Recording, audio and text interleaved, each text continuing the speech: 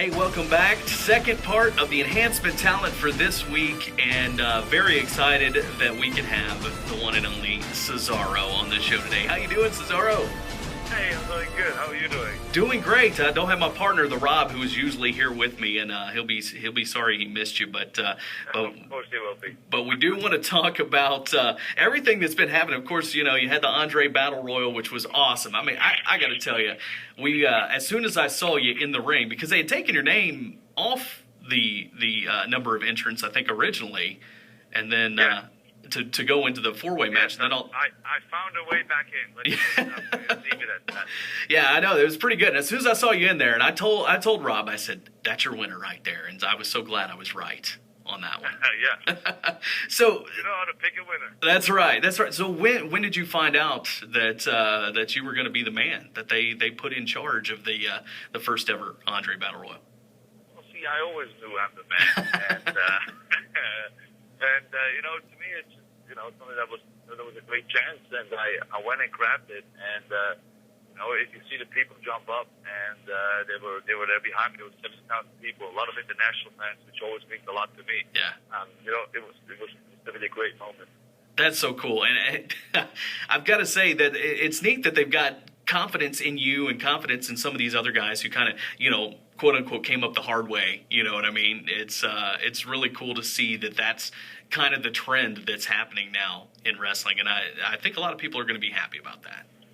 Yes, you know, there's a new generation taking over right now, and it's very exciting. And there's this feeling in the air, and you know, the people can tell, and the people in the area in the arena can tell, and it's just a very exciting time to be a WWE fan, and you know, we're all very excited, and we're all running with it.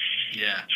Very cool. I mean, you know, the fact that, I mean, I guess you've been there a few years now, I guess back on contract, but you were on contract before and in developmental, and then you got released, right?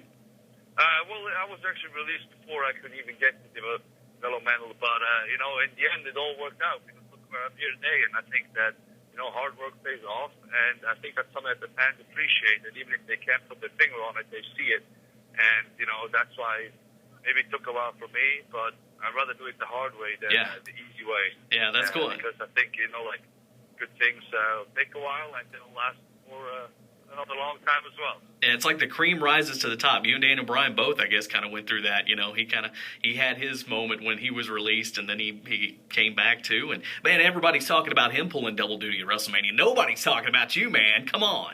Well, that's all right. You know, I'm always under the radar, and then I pop up and do it in a big way. You know, that's the way I do it. And yes, I did pull double duty on WrestleMania, and it was my first WrestleMania as well. So what a way to make a first impression, right? Yeah, I tell you what, and I loved the fact that, first of all, the feat of strength when you picked up the Big Show was awesome, but we all kind of laughed, snickered a little bit afterwards because it looked like the trophy weighed more than the Big Show. Well, that is not true. I can't guarantee you that the Big Show weighs way more than the trophy. The trophy is deceptively heavy, though.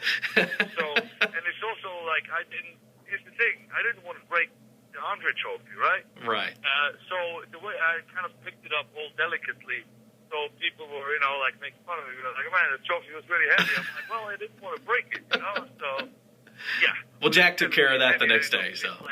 It's like around 100 pounds minimum. Yeah, it's got to be a little awkward too. So, but yeah, Jack took care of the breaking part, so now we don't have to worry about that. So, yeah, we don't want to talk about that. Well, as we were talking about the hard way, can you tell me, are there other guys out there? Maybe you've been out of the system a little while, out of the indie system, but are there guys out there that you think should be in the WWE that aren't yet? Is there anybody out there that you think WWE should look at? Well, yeah, you know, there's always guys out there that WWE should look at, and they do a good job of scouting talent. And you know, if they have something for them, they'll get them on a contract and put them down at NXT, which is a great show on the WWE Network, by the way. Which I think they just started another free trial, $9.99 a month, which is awesome. If you don't have it, get it. And you know, like there's people at NXT that people haven't really seen or talked about yet that has great potential. And there's guys on the independent circus too that they're just working their way up or you know, grinding their teeth that definitely have a lot of potential. We just have to wait and see if they can, hold that reputation up, or if they just, fade away. Good deal. Good deal. Sure. All right, and finally, let's real quick. I know you've been out with two of the greatest minds in the business. I mean, first of all, it was Zeb. Now you're out with Paul Heyman. Even though you've been in the business a long time, what have you learned from those guys? Well, it's always great to pick the brains of people who've been around so long. I mean, Zeb has been around for about 4. How do you pronounce it? 4 decades? Decade, yeah. Decades, yeah. Decades. There you go.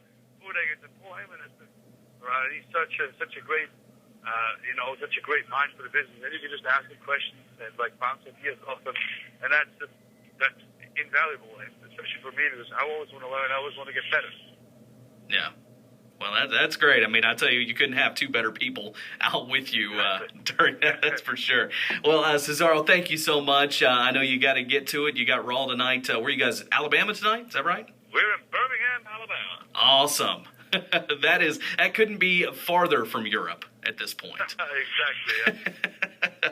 Well, hey, I love where your career is going. Look forward to big things in the future. And I said when you won that Battle Royal, I said I'm seeing Daniel Bryan and Cesaro next year WrestleMania, whether a title's involved or not. I want to see that match, WrestleMania 31. Make it happen. Who wouldn't want to see that match? Absolutely, I want to see it for sure. So, right.